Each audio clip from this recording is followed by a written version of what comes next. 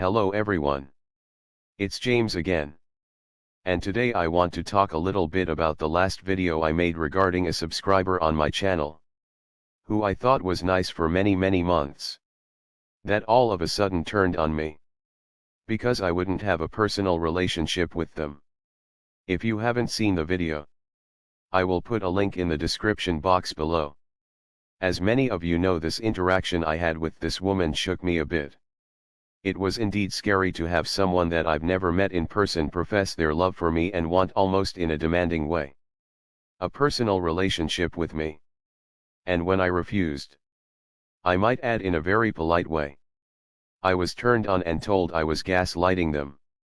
Well, after the video I made yesterday, it gave me some time to ponder and think about what happened, and what could have happened if I had met this woman, or was in another situation like this, in my personal life, and not on YouTube. What do I mean by this?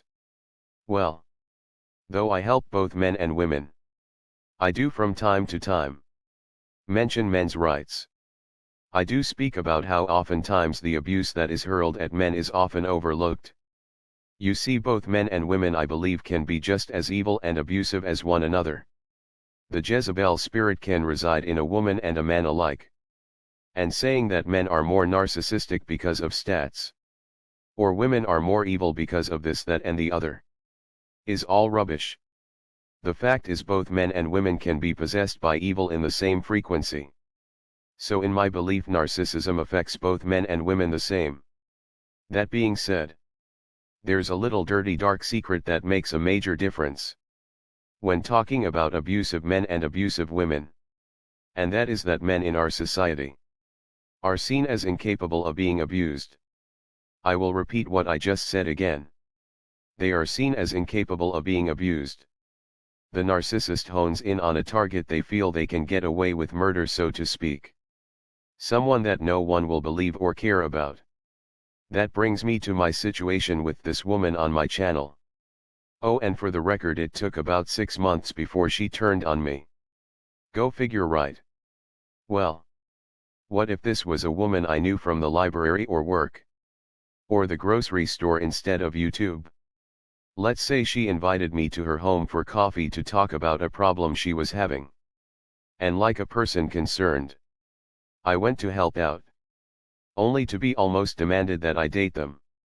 And when I refused, they ripped their dress, punch themselves in the eye, and scream rape to the top of their lungs. And before you know it, I'm fighting for my life in a courtroom. Now this sounds dramatic, but it happens to men all the time. And truthfully, when I think about how weirdly this woman turned on me, and meanly it was done, I would have been scared to find out what would have been said or done to me if it was a face-to-face meeting. You see, we have women all day every day, feminist types screaming, "No means no. Don't you understand? Don't you know how to keep it in your pants?"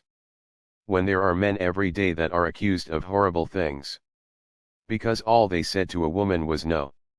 And I say this because about 50% of my audience is women. Women that I know have children. And some of them are sons. You have to know, if this can happen to a cartoon man on YouTube.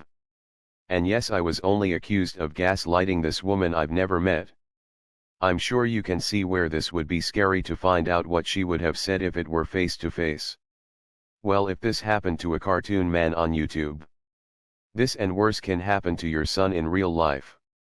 How many young boys and men's lives have been ruined because they were being kind and nice to someone, that someone tried to force them into a relationship, and that young boy or man said no, and this woman made up something horrible about this young boy or man.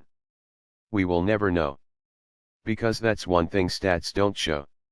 So please be careful whenever you hear feminists talking about how women are all rape victims, and how men can't be victims at all. This is all set up to divide and conquer, as I've mentioned before. It's set up to allow the female narcissist to do her evil dirt and not be held accountable. And if the male narcissist had such luxuries, they would take it in a heartbeat. Because it's the same evil. It's the same Jezebel spirit. Evil doesn't care if you're a man or a woman. And will use whomever it chooses to take you down. And to take you out. That's the goal of the devil. And that's the goal of evil. And that's to take you down and take you out of the game of life. And there are so many angles they use. And one is to say, men can't be abused. And women are sugar and spice and everything nice. Well, let me tell you what. I shudder to think about what this woman would have said. If I told her no, I couldn't have a relationship with her while sitting in her apartment or house. My life could have been over in the blink of an eye. All because of evil. And someone saying something that isn't true.